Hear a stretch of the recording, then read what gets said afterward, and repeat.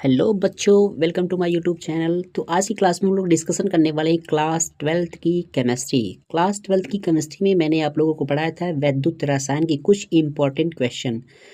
तो उसी क्रम में आज मैं आप लोगों को कुछ और महत्वपूर्ण प्रश्न लेकर आए हैं और प्रश्नों के साथ साथ आपके उत्तर भी लेकर आए हैं। ठीक है, तो सभी लोग वीडियो को स्किप ना करिएगा, पूरा देखिएगा, आपको एक तरफ से सारा चीज़ समझा दिया जाएगा। ठीक है, तो बेसिकली आप ध्यान से चीज़ों को समझिएगा और उसको सुनने का प्रयास कीजिएगा।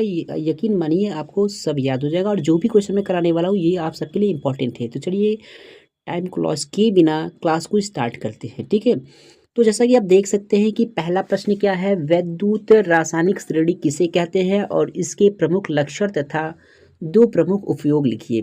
मतलब ये क्वेश्चन कह रहा है कि वैद्युत रासायनिक श्रेणी किसे कहते हैं, और इस प्रकार से यदि प्रश्न आया कि वैद्युत रासायनिक श्रेणी किसे कहते हैं और इसके प्रमुख कौन कौन से लक्षण है और कौन कौन से इसके उपयोग है, तो इसका आंसर अगर मैं बता दूं तो आप जानते हैं विभिन्न धातुओं तथा अधातुओं के इलेक्ट्रोड विभव को बढ़ते हुए क्रम में रखने पर जो श्रेणी प्राप्त होता है उसे क्या कहते हैं, वैद्युत रासायनिक श्रेणी कहते हैं। कितने सिंपल तरीके से मैंने बता दिया भाई कि विभिन्न धातु हो चाहे अधातु हो, तो धातु और अधातु के मानक इलेक्ट्रोड विभव को क्या किया जाता है, बढ़ते क्रम में रखते हैं। ठीक है, चाहे आपके धातु हो चाहे आपके अधातु हो, तो धातु तथा अधातुओं के मानक इलेक्ट्रोड विभव को बढ़ते हुए क्रम में क्या किया जाता है, रखने पर जो श्रेणी प्राप्त होता है या फिर जो श्रेणी तैयार होता है उसे क्या कहते हैं, उसे वैद्युत रासायनिक श्रेणी कहते हैं। इतनी बातें सभी को समझ में आ गया। सिंपल तरीके से मैंने बताया कि विभिन्न धातुओं तथा अधातु के मानक इलेक्ट्रोड विभव को बढ़ते हुए क्रम में क्या करते हैं, रखने पर जो श्रेणी प्राप्त होता है या जो श्रेणी तैयार होता है उसे क्या कहते हैं, उसे वैद्युत रासायनिक श्रेणी कहते हैं। क्लियर हो गया इतनी बातें। अब देखिए वैद्युत रासायनिक श्रेणी के कौन कौन से लक्षण होते हैं। यदि वैद्युत रासायनिक श्रेणी के लक्षण की बात की जाए तो सबसे पहले तो आप इसमें ये समझ लीजिए, सबसे पहले आप इसमें ये समझिए कि श्रेणी में ऊपर से क्या होता है, तो श्रेणी में ऊपर से नीचे की ओर जाने पर तत्वों की अपचयन क्षमता क्या होती है, घटती है। मतलब जो श्रेणी है, अगर श्रेणी में आप क्या करेंगे, जब ऊपर से नीचे की ओर आएंगे, अप टू डाउन की तरफ आते हैं, तो जो तत्वों की अपचयन क्षमता होती है, यानी इसको जो अपचयन करने की जो क्षमता होती है वो क्या होती है, घटती है। जबकि नीचे से ऊपर जाने की अपचयन क्षमता क्या हो जाती है, बढ़ जाती है। तो वैद्युत रासायनिक श्रेणी की पहला लक्षण याद हो गया कि श्रेणी में ऊपर से क्या होता है, तो ऊपर से यदि नीचे आएंगे तो ऊपर से नीचे आने पर तत्वों की अपचयन क्षमता क्या हो जाती है, अपचयन क्षमता घट जाती है। जबकि अगर हम नीचे से अगर ऊपर की तरफ बढ़ेंगे तो वो क्या होगा, उसका अपचयन क्षमता क्या हो जाता है, तो उसका अपचयन क्षमता बढ़ जाता है। ये तो रहा आपका पहला पॉइंट। अब हम इसके दूसरे पॉइंट की बात कर ले तो दूसरा पॉइंट में आप ये समझ लीजिए कि हाइड्रोजन से ऊपर के सभी तत्व अम्लों से अभिक्रिया करके हाइड्रोजन गैस देते हैं, जबकि नीचे वाले तत्व जो होते हैं अम्लों से अभिक्रिया करके हाइड्रोजन गैस नहीं देते हैं। यानी कितनी सिंपल तरीके से आप समझ लीजिए। देखिए जो आपका श्रेणी बना हुआ है उस श्रेणी में आप ये देखिए कि जो हाइड्रोजन है, हाइड्रोजन से आपको ये देखना है कि हाइड्रोजन से ऊपर जितने भी तत्व है, इसके ऊपर जितने भी तत्व होंगे वो सभी तत्व यदि अम्लों के साथ अभिक्रिया करेंगे तो हाइड्रोजन गैस देंगे। समझिए फिर से कि यदि कोई तत्व हाइड्रोजन से क्या है, सक्रियता श्रेणी में हाइड्रोजन से कोई तत्व अगर ऊपर है, अगर वो अम्ल से अभिक्रिया करेगा तो वो हमेशा क्या करेगा, हाइड्रोजन गैस देगा। जबकि हाइड्रोजन के नीचे वाले जो तत्व होते हैं यदि वो अम्ल से अभिक्रिया करेगा तो हाइड्रोजन गैस नहीं देता है। क्लियर हो गया, दोनों पॉइंट आपको समझ में आ गया।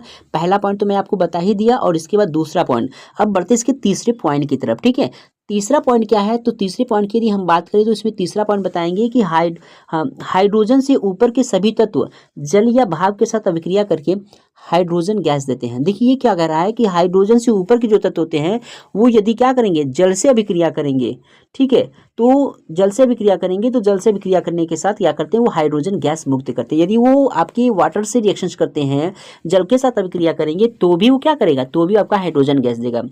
तो दूसरे में आपने ये देखा था कि हाइड्रोजन के ऊपर वाले तत्व अगर अम्ल से अभिक्रिया करेगा तो हाइड्रोजन गैस विस्थापित करेगा, अगर वो नीचे होगा तो क्या होगा, हाइड्रोजन गैस विस्थापित नहीं करता है। और यही चीज़ इसमें भी बताएंगे कि हाइड्रोजन से ऊपर पाए जाने वाले सभी तत्व जो होते हैं वो क्या करते हैं, वो जल के साथ अभिक्रिया करता है तो आपका क्या करता है, वो हाइड्रोजन गैस देती है। ठीक, अगर इसकी फोर्थ पॉइंट की तरफ बात करें तो इसका फोर्थ वाला पॉइंट क्या हो जाएगा, तो इसमें आप ये समझेंगे जिस तत्व का अपचयन विभव जितना अधिक होता है उतना ही प्रबल आक्षीकारक होता है। ये कह रहा है ना कि जिस भी तत्व का, कोई भी तत्व हो, जिस तत्व का जितना ज़्यादा विभव होगा वह तत्व उतना ही प्रबल आक्षीकारक होगा।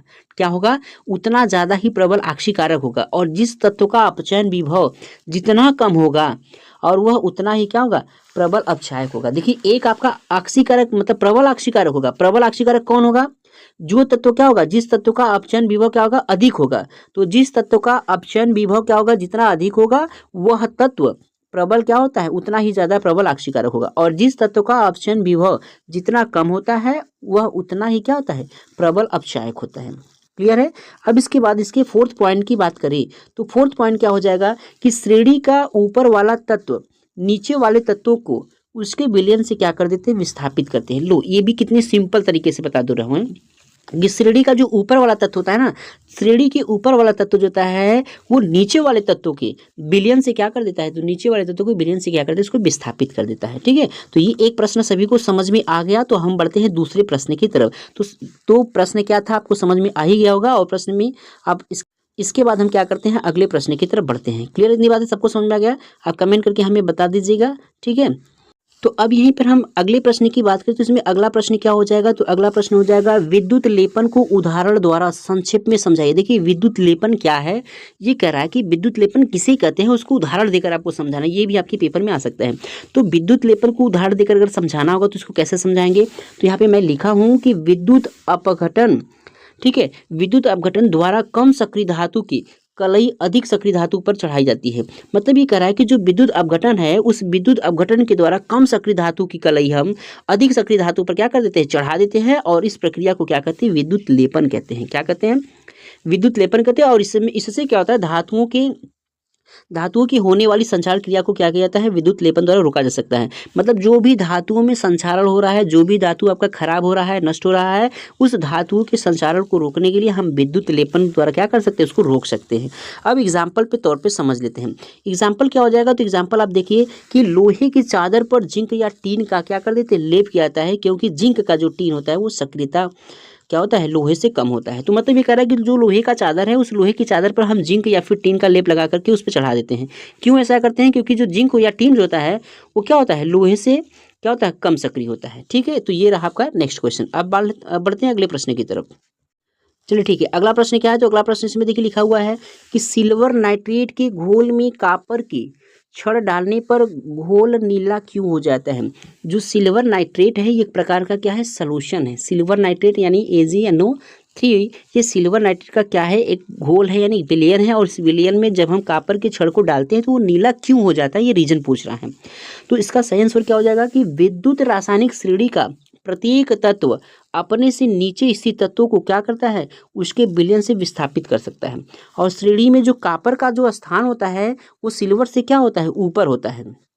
कहाँ होता है, तो सिल्वर से क्या होता है, ऊपर होता है। अतः यह सिल्वर क्या करता है, सिल्वर नाइट्रेट से क्या कर लेता है, निम्न अभिक्रिया कर लेता है। तो कौन सा अभिक्रिया कर लेता है, तो आप देख लीजिए ये क्या है, आपका कापर है। आप रिएक्शन में देखिए ये आपका क्या है, कापर है, ये आपका सिल्वर नाइट्रेट है। तो कापर जब सिल्वर नाइट्रेट के साथ अभिक्रिया कर रहा तो ये क्या करता है, ये आपको क्या कर देता है, यहाँ पे देखेंगे तो ये कापर और ये आपका नाइट्रेट और प्लस किसमें, ये सिल्वर में क्या हो जाता है, टूट जाता है। ठीक है, इसलिए क्या करता है, यहाँ पे आपको ये समझना है कि जो विलयन है ना वो विलयन से क्या कर देता है, उसको विस्थापित ही कर देता है। किसको, तो आप देखिए किसको विस्थापित कर देता है, सिल्वर को क्या कर देता है, विस्थापित कर देता है। ठीक है, क्योंकि कापर का जो स्थान होता है वो सिल्वर से क्या होता है, ऊपर होता है। क्लियर इतनी बातें। अब चलिए अगले प्रश्न की तरफ चलते। तो अगला प्रश्न क्या है, अब अगला प्रश्न इसमें देखिए कि कापर सल्फेट के विलयन में लोहे के कील डालने पर क्या होता है। मतलब ये कह रहा है कि जो कापर सल्फेट का विलयन है, कापर सल्फेट के विलयन में अगर लोहा की कील डाल देते हैं तो क्या होगा। तो मैं आपको बता दूं कि कापर सल्फेट के विलयन में लोहे की कील डालने पर लोहे की कील के कापर की परत चढ़ जाएगी। क्योंकि कापर की सक्रियता क्या होता है, लोहे से कम होती है। ठीक है, तो एक चीज़ मैं आप लोगों को ये बता दूं कि इस प्रकार का जो मैं वीडियो बना रहा हूँ ये हमारा क्या है, इसमें कंटेंट मैं ज़्यादा लेकर आ पाऊँगा। और जो लाइव में लेता हूँ उसमें कंटेंट हमारा कम होता है, समय ज़्यादा लॉस होता है। एक बार आप लोग इसमें कमेंट हमें करके बताएंगे कि इस प्रकार का वीडियो आपके लिए बेस्ट होगा या फिर लाइव आकर के वीडियो बनाना बेस्ट होगा। जो ज़्यादा रिस्पॉन्सिबल होगा वो मुझे बता दीजिएगा, मैं उसके अकॉर्डिंग आपको क्या करूँगा, वीडियो प्रोवाइड करा दूँगा। ठीक है, यदि आपको लगता है कि आपकी केमिस्ट्री की तैयारी ऐसे ही बेस्ट तरीके से हो रहा है, आपको समझ में आ रहा है कंटेंट, तो मैं इसी प्रकार से क्या करूँगा, इसी प्रकार से मैं आपको ये लेक्चर प्रोवाइड करता रहूँगा। ठीक है, यदि अगर आप ऐसे सेटिस्फाइड नहीं हो पा रहे हैं, अगर आपको लगता है कि आप इसमें संतुष्ट नहीं हो पा रहे हैं, तो मैं लाइव आकर ही क्लास ले लूँगा। तो आज की क्लास में मैं जो पढ़ाया हूँ, आप उम्मीद है कि आप सबको समझ में आई होगी।